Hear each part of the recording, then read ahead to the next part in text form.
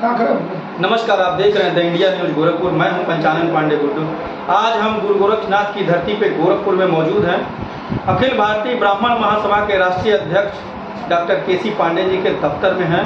आज इनसे ही रूबरू होते हैं, जानते हैं कि लोकसभा 2024 के चुनाव में ब्राह्मण महासभा के लोग किसके तरफ रुख करेंगे।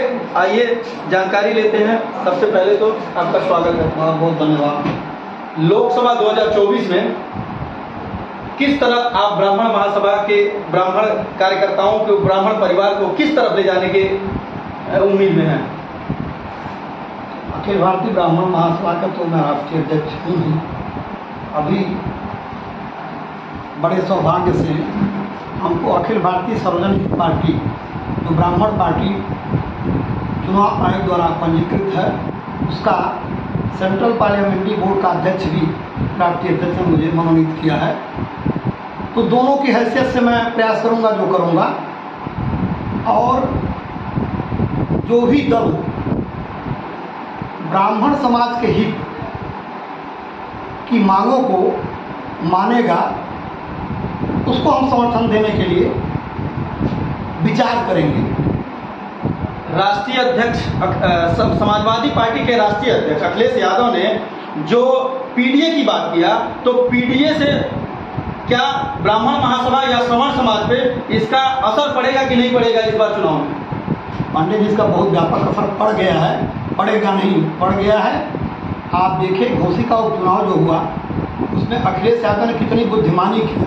पीडीए तो बनाया उन्होंने, लेकिन दे दिया सवर्ण उम्मीदवार सुधाकर सिंह को, ठाकुर उम्मीदवार दे दिया। इसलिए ठाकुर और ब्राह्मण, श्रीवास्तव, बैस, ये सब उसको वोट दे दिया सुधाकर सिंह को, और वो चुनाव जीत गए।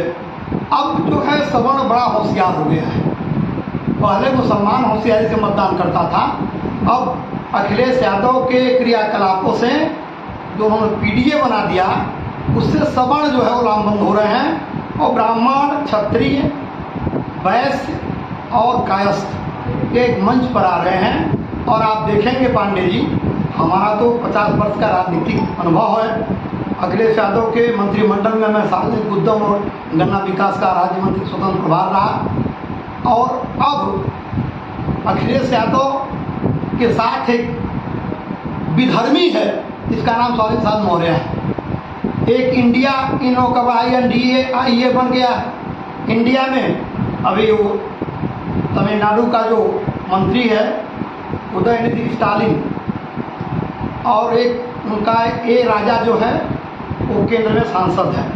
इन दोनों ने खुल करके सनातन धर्म की, हिंदू धर्म की और ब्राह्मणों की आलोचना की। इनका सहयोगी है राष्ट्रीय जनता दल का जगदानंद सिंह, जो राष्ट्रीय जनता दल का प्रदेश अध्यक्ष बिहार में, उसने खुलकर सनातन धर्म का आलोचना किया। इनका सहयोगी है जनता दल यूनाइटेड का चंद्रशेखर, जो शिक्षा मंत्री है बिहार का, वो सनातन धर्म, हिंदू धर्म और ब्राह्मणों के पीछे पड़ गया है। तो आने वाले जो 2024 का इलेक्शन है लोकसभा का, मेरा अपना मानना है कि सनातन धर्म, हिंदू धर्म और ब्राह्मणों के समर्थकों और विधर्मियों में संघर्ष होगा। सनातन धर्म का समर्थन करने वालों और सनातन धर्म का विरोध करने वालों का यह चुनाव होगा 2024 का। और जो भी सनातन धर्म, हिंदू धर्म और ब्राह्मण समाज का समर्थन करेगा, वही 2024 में केंद्र में सरकार बनाने में सफल होगा। एक सबसे दुखदायी विषय सनातनियों को लेकर, जितनी भी राजनीतिक पार्टियां हैं ये सनातन धर्म को अपनाने वाले पे अभद्र टिप्पणियां कर देती हैं, और सरकार भी, जो सत्ता में जो भी पार्टी होती है, वो सनातनियों के पक्ष में खुल के आती क्यों नहीं है? ये बहुत अच्छा प्रश्न किया पांडे जी आपने। देखिए, सवाल ये है कि वोट की राजनीति में या तो खुला खेल, फर्रुखाबाजी खेलना पड़ेगा। जैसे अखिल भारतीय सार्वजनिक पार्टी ब्राह्मण पार्टी इसीलिए बनाई गई कि ब्राह्मणों के नाम पर संगठन तो देश में कई हैं, लेकिन ब्राह्मणों का कोई राजनीतिक मंच नहीं था। राजनीतिक मंच अब अखिल भारतीय सार्वजनिक पार्टी ब्राह्मण पार्टी के तौर पर मिल गया है, और ब्राह्मण ही देश के राजनीतिक दशा और दिशा का 2024 के चुनाव में निर्धारण करेगा। इसमें कहीं कोई दो राय नहीं है। यह मान करके चलिए कि उत्तर प्रदेश में कुल मतदाताओं का 17.8% मतदाता ब्राह्मण है। हिंदुस्तान में कुल मतदाताओं का 12.5% मतदाता ब्राह्मण है। ब्राह्मण जो चाहेगा वही अब की होगा, क्योंकि ब्राह्मण एकजुट हो गया है। अंदर अंदर पूरा ब्राह्मण शोर भले न करे, लेकिन बहुत बुद्धिमान कौम है। ब्राह्मण को मतदाता नहीं है, वोटर नहीं है, वो मोटिवेटर का भी कार्य करता है। आप जान लीजिए कि जब उत्तर प्रदेश में या देश में आधा प्रतिशत राजभर है, उत्तर प्रदेश में आधा प्रतिशत ये चौहान है। ये पृथ्वीराज चौहान वाले चौहान नहीं है, ये लोनिया है जो पहले मूस मार करके खाते थे। यहाँ के पूर्वांचल जो चौहान है ये लोनिया है। इस बात को मैं आपको इस बात पे मैं ब्रेक लगा रहा हूँ, क्योंकि ब्राह्मणों की दुर्गति इन शब्दों से ही हो रही है, सवर्णों की, ब्राह्मणों के साथ साथ सवर्णों की दुर्गति हो रही है। आपने जैसे कहा कि वो चौहान नहीं, ये लोनिया है। अभी आपके इस मुख से निकलने पे ये समाज में एक हथियार पा गए हैं जिसपे SC ST लगवाते हैं। कहीं अगर इन शब्दों को पा जाएंगे तो आपको भी खींचेंगे। इसके बारे में आपका क्या राय है? पांडे जी, 50 साल का राजनीतिक जीवन हो गया है। 5 साल मिनिस्टर भी रहा हूँ और समाजवादी पार्टी जैसी बड़ी पार्टी का राष्ट्रीय महासचिव, पार्लियामेंट्री बोर्ड का मेंबर रहा हूँ। पहले कांग्रेस पार्टी में प्रदेश का महामंत्री रहा हूँ, कांग्रेस पार्टी का ज्वाइंट सेक्रेटरी नेशनल रहा हूँ, यूथ कांग्रेस का। तो हमारे जेल जाने से अगर देश की राजनीति में सकारात्मक परिवर्तन होता है तो पूरे जीवन में जेल जाने की तैयार हूँ, हमको कोई दिक्कत नहीं। समाजवादी पार्टी में आप काफ़ी कारगर थे, बहुत दिनों तक काम किया। मुलायम सिंह के ज़माने से आप बड़े उनके करीबी में गिनती होते थे, लेकिन क्या समस्या आ गई, ऐसी क्या समस्या आ गई कि जो अखिलेश यादव से आप किनारा कर लिए? पांडे जी, इस प्रश्न का उत्तर तो आप स्वयं दे चुके हैं पहले प्रश्न में। जब अखिलेश यादव PDA बना लिए तो KC पांडे जैसा ब्राह्मण, जो ब्राह्मण महासभा का राष्ट्रीय अध्यक्ष है, जब एक पार्टी कह रही कि ब्राह्मण की हमें जरूरत नहीं है, सवर्ण की हमें जरूरत नहीं है, तो सवर्ण या ब्राह्मण जो बहया होगा वही समाजवादी पार्टी में रहेगा। समाजवादी पार्टी को तत्काल उन सवर्णों का परित्याग कर देना चाहिए, सवर्णों को, समाजवादी पार्टी का, जो आज भी बेहई करके समाजवादी पार्टी में है। ऐसे लोगों को धिक्कार रहा हूं मैं आपके मंच से कि वो वास्तव में सवर्ण है कि नहीं है, इस पर मंथन करें। सर्वजन हित पार्टी ब्राह्मणों के साथ साथ क्या सभी को जोड़ के इस बार लोकसभा में अपनी दमखम लेके, और जिस पार्टी से भी आपका गठबंधन होगा पूरी मजबूती से उसके साथ रहेंगे? पांडे जी, एक बात आपको बताऊं कि 15 जनवरी 2022 को परम पूज्य मुख्यमंत्री योगी आदित्यनाथ जी ने मंदिर पर मुझे बुलवाया था। विधानसभा का चुनाव चल रहा था और आदरणीय मुख्यमंत्री जी ने कहा कि आज देश की और प्रदेश की आवश्यकता है कि ब्राह्मण समाज भारतीय जनता पार्टी का समर्थन करे। और मैं माननीय मुख्यमंत्री से मुलाकात के लगभग 1 सप्ताह 10 दिन बाद ही समाजवादी पार्टी की प्राथमिक सदस्यता से इस्तीफा दे दिया।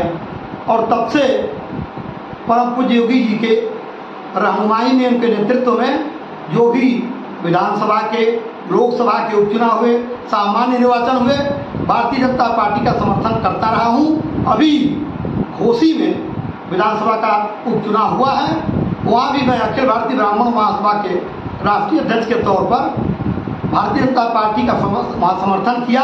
हालांकि एक बात और कहना चाहूँगा कि तमाम इलेक्ट्रॉनिक चैनलों के माध्यम से, कुछ समाचार पत्रों के माध्यम से मुझे सूचना मिली है कि ओम प्रकाश राजभर जो सुभाषपा के अध्यक्ष हैं और हारने वाले प्रत्याशी दारा सिंह चौहान को संभवतः योगी जी के मंत्रिमंडल में स्थान दिया जा रहा है। ऐसा निर्णय सुनने में आ रहा है कि इनको लिया जाएगा मंत्रिमंडल में।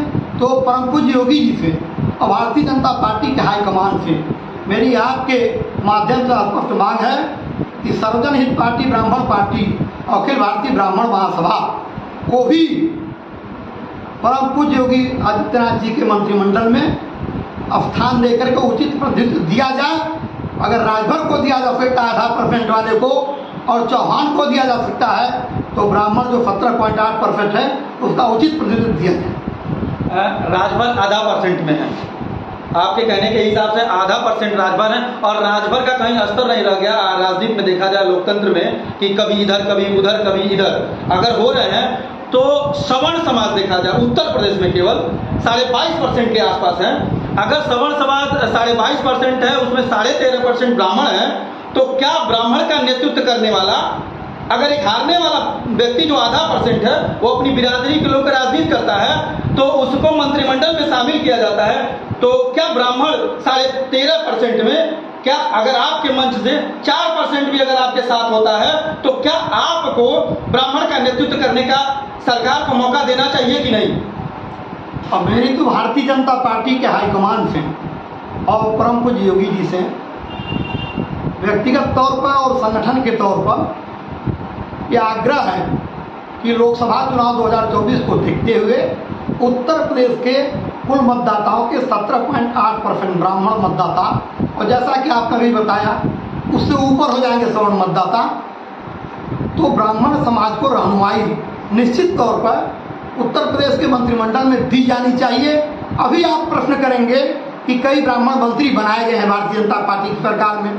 दुर्भाग्य है कि जो मंत्री बनाए गए हैं वो दल विशेष के लोग बनाए गए हैं। ब्राह्मण समाज, जो ब्राह्मण संगठन का कोई प्रतिनिधि मंत्रिमंडल में नहीं रखा गया है, वो ब्राह्मण खुल करके बात ही नहीं कर सकता है। यहाँ तो ब्राह्मण समाज की मांगों को सदन में रखने के लिए और कैबिनेट में रखने के लिए वास्तव में ब्राह्मण समाज का प्रतिनिधि चाहिए। जैसे कि समाजवादी पार्टी की सरकार में स्वर्गीय मुलायम सिंह यादव जी ने मुझे मंत्री भी बनाया था और पार्लियामेंट्री बोर्ड का मेंबर भी बनाया था, राष्ट्रीय सचिव भी बनाया था पार्टी का। तो इस प्रकार से अगर भारतीय जनता पार्टी यह तय कर ले कि ब्राह्मणों को प्रतिनिधित्व देना है तो ब्राह्मण प्रतिनिधि को उत्तर प्रदेश के मंत्रिमंडल में रखा जाना चाहिए और घोसी की उपचुनाव के लिए पूर्णतः हार के जिम्मेदार ओम प्रकाश राजभर जैसे गैर विश्वसनीय व्यक्ति को मंत्रिमंडल में रख करके भारतीय जनता पार्टी अपना नुकसान नहीं करेगी, क्योंकि ओम प्रकाश राजभर का बात मानने वाला कोई रह नहीं गया है। उनके दल से हट करके महेंद्र राजभर ने घोसी में सुधाकर सिंह का प्रचार किया और राजभरों का मत सुधाकर सिंह को मिला, इसलिए ओम प्रकाश की स्थिति बहुत खराब है। भारतीय जनता पार्टी अपना स्थिति न खराब करे, ओम प्रकाश राजभर को किसी दशा में मंत्रिमंडल में रखा जाना चाहिए। आज अखिल भारतीय ब्राह्मण महासभा के राष्ट्रीय अध्यक्ष डॉक्टर केसी पांडे जी और सर्वजन हित पार्टी के संरक्षक भी हैं और इन्हें अभी तत्काल राष्ट्रीय अध्यक्ष जी द्वारा केंद्रीय बोर्ड का अध्यक्ष बनाया गया। आज इनसे चर्चा हुई कुछ राजनीतिक तौर पे 2024 लोकसभा चुनाव पे कि ब्राह्मणों का नेतृत्व करने का हमें मौका मिलना चाहिए, क्योंकि हमारा वोट % देखा जाए तो उत्तर प्रदेश में ही 13.5% है। इसलिए आधा % वाले को, हारने वाले का, जिसका कोई राजनीति में अस्तर नहीं रह गया, उसको अगर मंत्रिमंडल में शामिल किया जाता है तो 13%, 13.5% का नेतृत्व करने वाले नेता को क्यों नहीं शामिल करना चाहिए। द इंडिया न्यूज से पंचानन पांडे गुड्डू अपने सहयोगी दिनेश कांत मिश्रा के साथ।